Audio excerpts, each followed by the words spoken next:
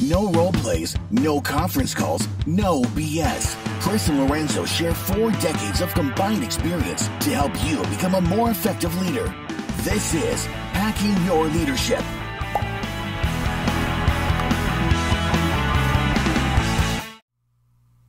Welcome to Hacking Your Leadership. I'm Chris. And I'm Lorenzo. And welcome to this holiday hack.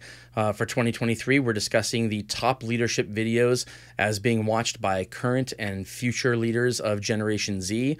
I think a lot of these videos are really diving into the things that are important to emerging leaders and people who are at the beginning of their leadership careers. If you haven't listened to previous episodes in this series, please go back and do so. They're designed to be short to allow you to have more time with your family and your work environments during this holiday season. On this episode, we're going to be talking about a video that was by John Maxwell around his book Leadershift. That's S-H-I-F-T. Kind of a double entendre play on words there.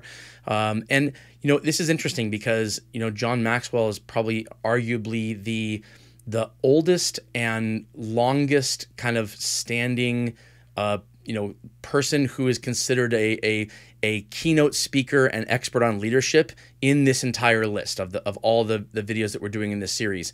And I think that there are I like that it showed up in the list because it shows that people who are emerging leaders are not, kind of just saying it's all about the future. We're not, the past isn't important. The things that were important before are no longer important, because there are elements of both. There are new things that are important, but it's also important to keep in mind the things that were important to previous leadership generations, because there are tie-ins to today that will still help you become a better leader. Yeah, I agree with you. I think there are some really good elements out of this book and kind of the video that's recapping the book here that I think would be really helpful for a lot of people. And one of the ones that jumps out of me is he talks about Zig Ziglar and kind of this approach where he says you can get everything in life you want if you will just help enough other people get what they want. Mm-hmm. And kind of this idea of working in service, of having this understanding that, as leaders, really making it about those that you serve and those that you lead is critical to being able to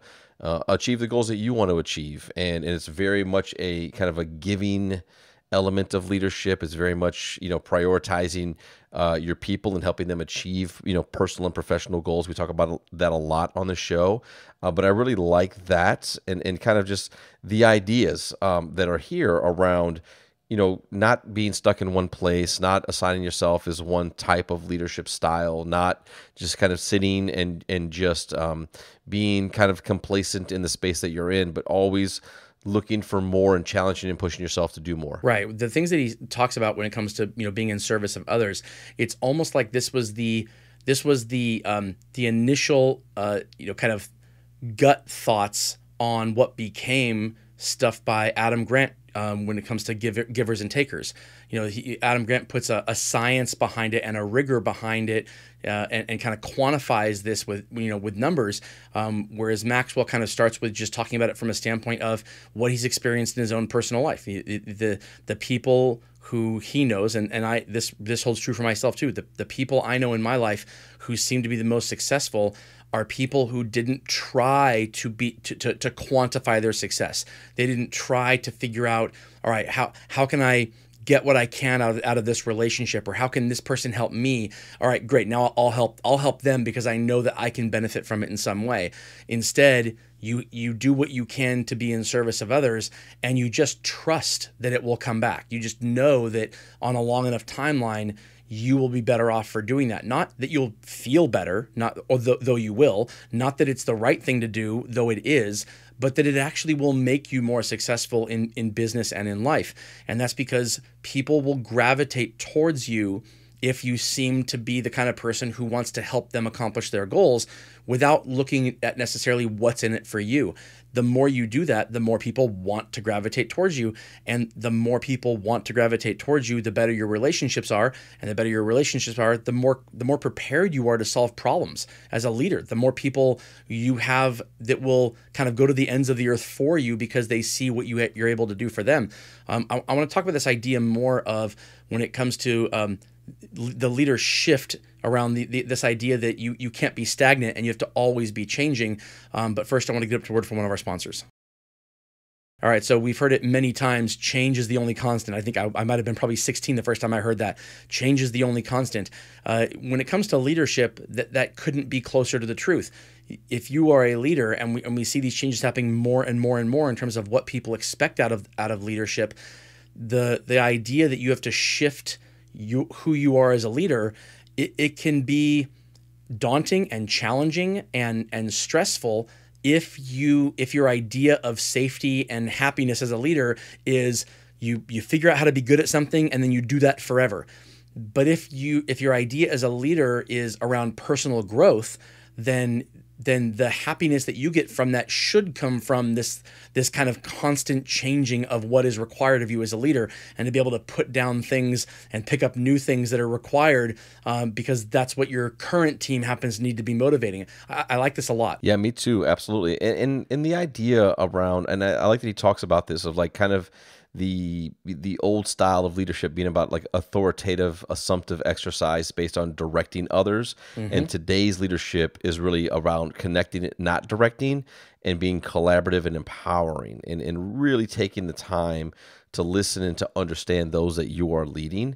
I think there are still elements, of course, of authority. Like if you have a title, if you have a level of responsibility as a leader to a business and to a team, there are definitely things where you're going to have to direct people, and you're going to have to provide them with, accountability and things like that. But those things, right, should be done in such a way that allow people to kind of join that journey and be a part of the dialogue, and be able to have open forums to ask questions and to better understand what's going on. And then as a leader, then also making some adjustments in that space to think about like, well, this is the goal at hand. This is what I'm looking to achieve based upon what I know of my team and my people, based upon what I know about my business.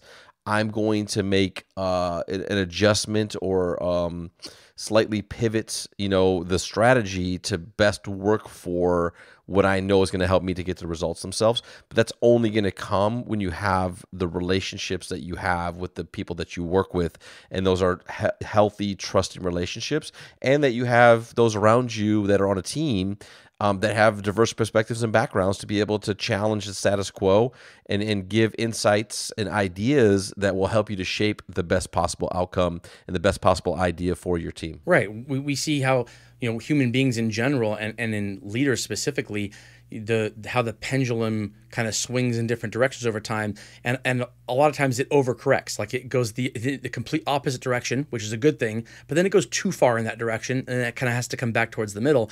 We saw this kind of shift happen over, call it maybe 2002 to 2015. You had this kind of like this shunning of authority or of authoritarian style leadership, and this kind of move into this area where you want to be more collaborative. You want to have, leading without the title. And what that led to was a lot of people in leadership roles who have high levels of empathy and who really connect well with people, but they have a really difficult time holding them accountable or expecting, high performing work out of them. And now we're starting to see a shift back to the other way. And what it really is telling us is that people they're not actually against authority or accountability.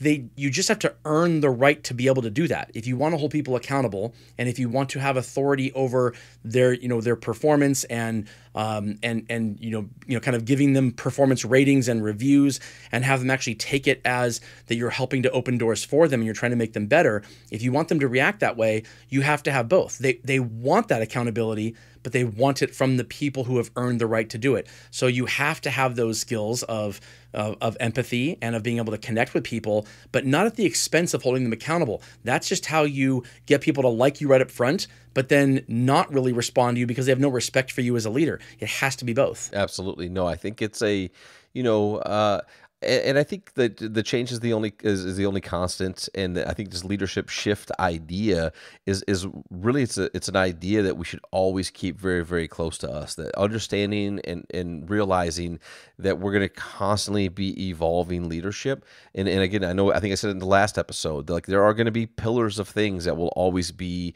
important to leadership. But if you are a leader of people and you understand that people will change and expectations will adjust and roles and responsibilities will continually evolve based upon whatever customer or industry that you're serving, it's imperative that as a leader, you are also thinking about how you are growing and developing and adjusting and changing to meet those demands from the team and from the business. Right, because they will sneak up on you. Like there's no such thing anymore as finding what you're good at as a leader, going all in on that and expecting that for the rest of your career you will be able to leverage those skills to get the highest performing, most effective teams.